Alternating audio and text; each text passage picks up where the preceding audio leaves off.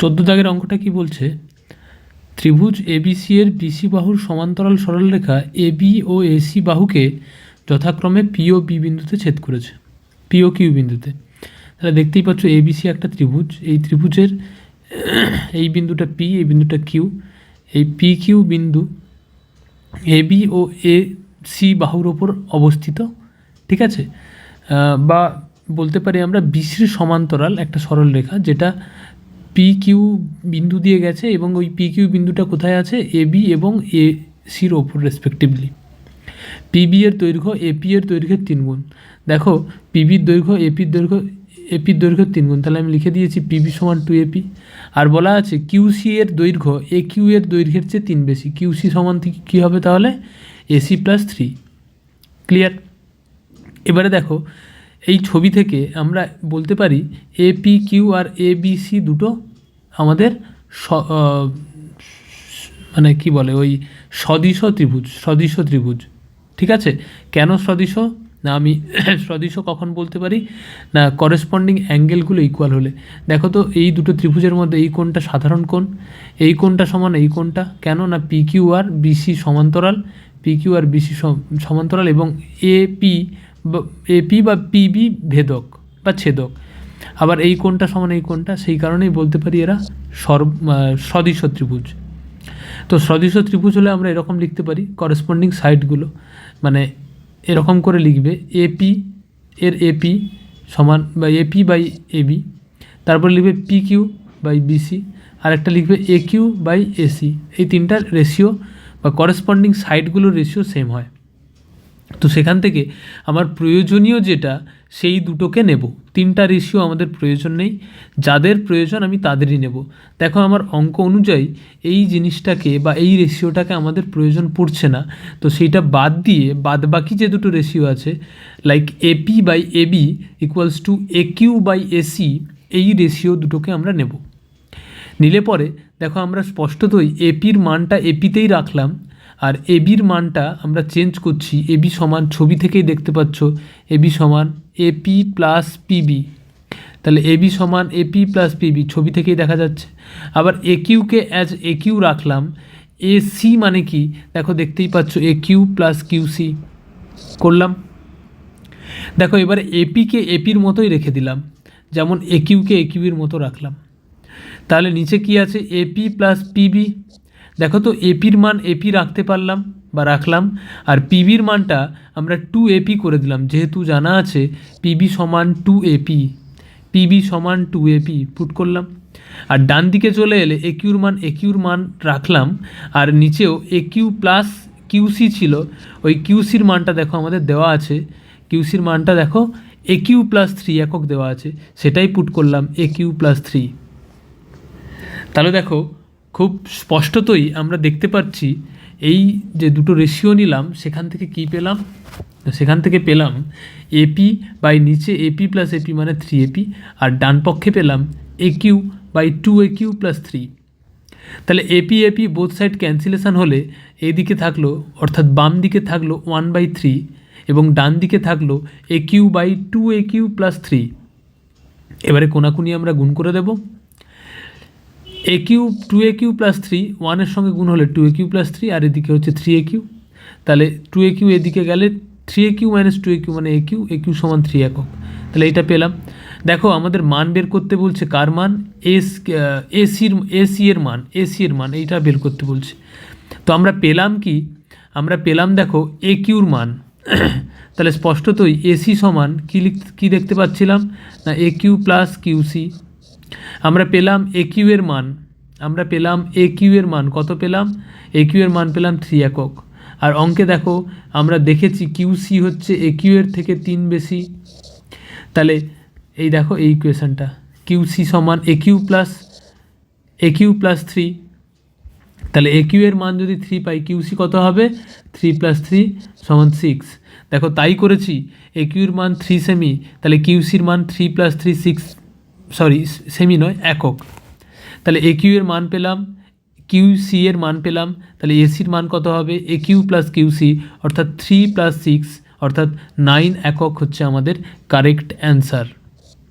Clear হলো? চলে আসি আমরা 15 দাগের কোশ্চানে।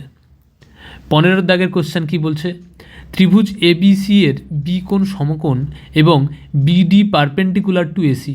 দেখো ছবি দেখতে পাচ্ছি একটা সমকোণী ত্রিভুজ এবিসি যার বি কোণ সমকোণ বা 90 ডিগ্রি এবং বিডি বাহুটি এসি বাহুয়ের ওপর লম্ব বা পারপেন্ডিকুলার, এবং এখানে দেওয়া আছে এবি এর মান 6 সেমি। দেখো প্রশ্নে দেওয়া আছে এবি সমান 6 সেমি এবং বিডি সমান 3 সেমি। এছাড়াও দেওয়া আছে সিডি সমান 5.4 সেমি। তবে বিসি বাহু এর দৈর্ঘ্যের মান নির্ণয় করতে বলছে।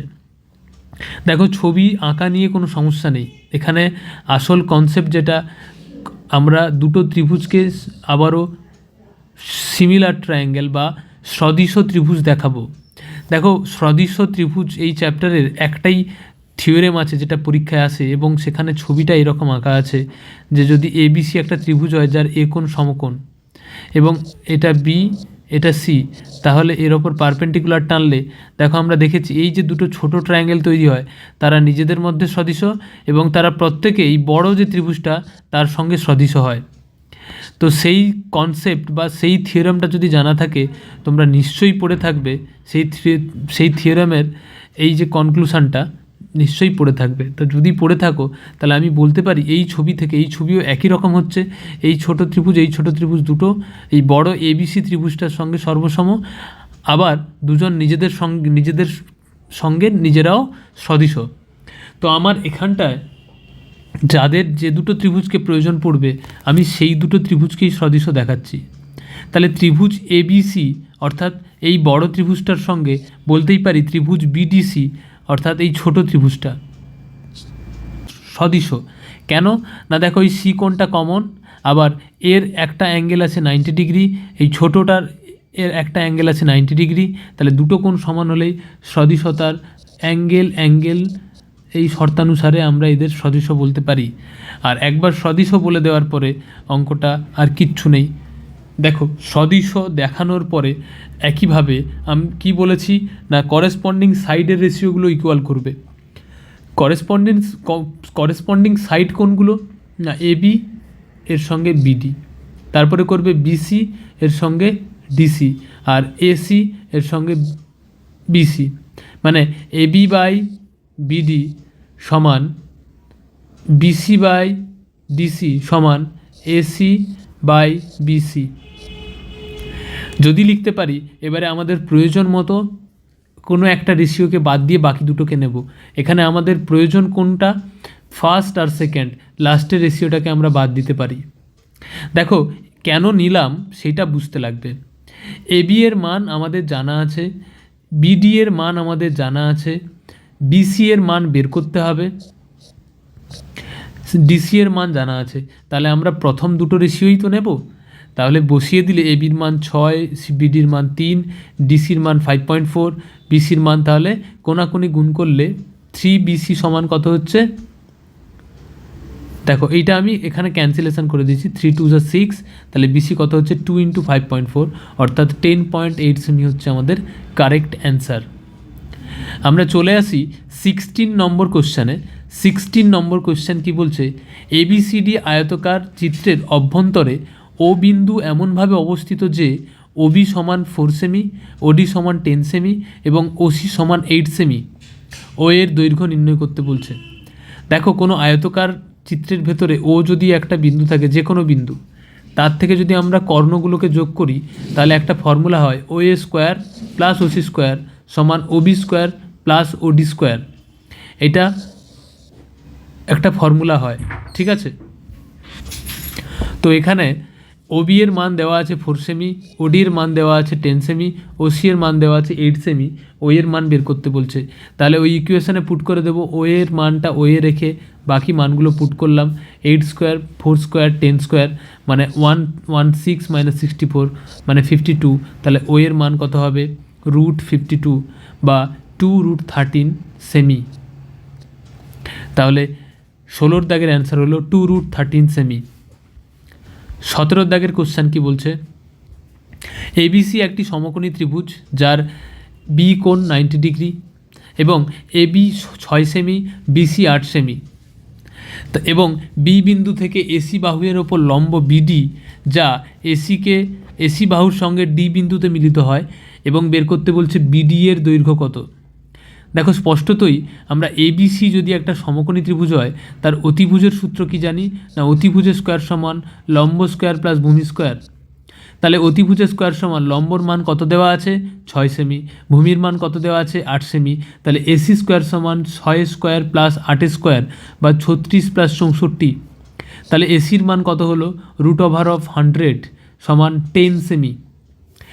অতএব ত্রিভুজ এবিসি এর ক্ষেত্রফল, দেখো এবিসি ত্রিভুজের ক্ষেত্রফল, যে কোনো ত্রিভুজের ক্ষেত্রফলের সূত্র কি হাফ ইন্টু ভূমি ইন্টু উচ্চতা।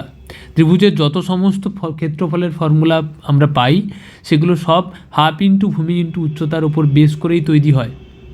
তাহলে দেখো এই এবিসি ত্রিভুজ এর ক্ষেত্রফল দুভাবে আমরা লিখতে পারি। এক, দেখো সমকোণী ত্রিভুজের ক্ষেত্রফলের সূত্র কি হয় হাফ ইন্টু ভূমি ইন্টু উচ্চতা, যে কোনো ত্রিভুজেরই ক্ষেত্রফলের উচ্চতা হয় হাফ ইন্টু ভূমি ইন্টু উচ্চতা। সমকোণী ত্রিভুজের ক্ষেত্রে ভূমি দেখো দেখতেই পাচ্ছি 8 আর উচ্চতা দেখতেই পাচ্ছি 6। তাহলে এবিসি ত্রিভুজের ক্ষেত্রফল একটা তো আমরা লিখতে পারি হাফ ইন্টু 8 ইন্টু 6। ক্লিয়ার? আর একটা কি লিখতে পারি, দেখো বেস কাকে কনসিডার করছি তার উপর ডিপেন্ড করছে। একটা ত্রিভুজ এবিসি, আমি যদি বেস এটাকে বলি তাহলে হাইট যদি এটা হয় তাহলে half into base into height. আবার যদি দেখো বেস এটাকে বলি আর এটা যদি হাইট বলি তাহলে half into base into height দিয়েও আমরা ফর্মুলা ক্রিয়েট করতে পারি বা পুট করতে পারি ওই ক্ষেত্রেও, এবং সেই এরিয়াও একই দেবে। তাহলে এখানে দেখো বেস আমি যদি বিসিকে ধরি তাহলে বিসির ওপর পারপেন্ডিকুলার কি আছে 6 অর্থাৎ এবি। আর যদি আমি এসি ধরি, বেসকে যদি আমি এসি ধরি, হ্যাঁ এই 10 কার মান এসির মান, বেস যদি আমি এসি ধরি তাহলে এসি বেসের ওপর হাইট কোনটা বা পারপেন্ডিকুলার কোনটা বা উচ্চতা কোনটা সেটা হচ্ছে বিডি। তাহলে half into base into height, আমি বেস কাকে ধরছি তার উপর ডিপেন্ড করছে, আর তার ওপরে হাইট কি আছে সেই দুটোকে গুণ করলে বিভিন্নভাবে আমরা ফর্মুলা লিখতে ডেটা পুট করতে পারি। তো হাফ ইন্টু 8 ইন্টু 6 যা half into 10 into BD same. তাহলে এখান থেকে হাফ হাফ কেটে গেল, বিডির মান আমরা বের করতে পারছি 8 ইন্টু 6/10 অর্থাৎ 24/5 অর্থাৎ 4.8 সেমি হচ্ছে আমাদের কারেক্ট অ্যান্সার। আশা করলাম বোঝা গেল অঙ্কটা। এবারে চলে আসি 18 নম্বর অঙ্কে। 18 নম্বর অঙ্ক কি বলছে, এবিসিডি আয়তকার চিত্রের এসি ও বিডি কর্ণ দুটি পরস্পর ডি বিন্দুতে ছেদ করে। এবি 12 সেমি, এও 6.5 সেমি হলে বিসি এর দৈর্ঘ্য কত। দেখো ছবিতে দেওয়া আছে এবিসিডি একটি আয়তকার চিত্র এবং কর্ণ দুটি হলো এসি ও এডি যারা ও বিন্দুতে মিলিত হয়েছে। এবি এর মান 12 সেমি, এওর মান 6.5 সেমি। দেখো তো আমরা জানি আয়তক্ষেত্রের কর্ণদ্বয় পরস্পরকে সমদ্বিখণ্ডিত করে, সুতরাং এই যে ও বিন্দুর এদিকে যা ও বিন্দুর এই দিকে সেম লেন্থ, সুতরাং এও সমান ওসি প্রত্যেকেই 6.5 সেমি করে হবে। তাহলে এসি সমান কি এও প্লাস ওসি অর্থাৎ 6.5 প্লাস 6.5 অর্থাৎ 13 সেমি। আবার দেখো এই ত্রিভুজটা কনসিডার করো এবিসি ত্রিভুজ, দেখতে পাচ্ছ এই এবিসি ত্রিভুজের বি কোণ 90 ডিগ্রি, কারণ আয়তক্ষেত্রের সমস্ত কোণই 90 ডিগ্রি করে হয়। তাহলে বি কোণ যদি 90 ডিগ্রি হয় তাহলে দেখো এইটা আর এটা কি লম্ব, এটা ভূমি, এটা অতিভুজ। তাহলে আমরা বলতে পারি অতিভুজ এসি স্কোয়ার সমান লম্ব স্কোয়ার এবি স্কোয়ার প্লাস ভূমি স্কোয়ার বিসি স্কোয়ার। তাহলে এখান থেকে লিখতে পারি বিসি স্কোয়ার সমান AC square minus AB square. দেখো এসির মান দেওয়া আছে 13 আর বিসির মান দেওয়া আছে 12। এসির মান বের করলাম 13, বিসির মান দেওয়া আছে 12।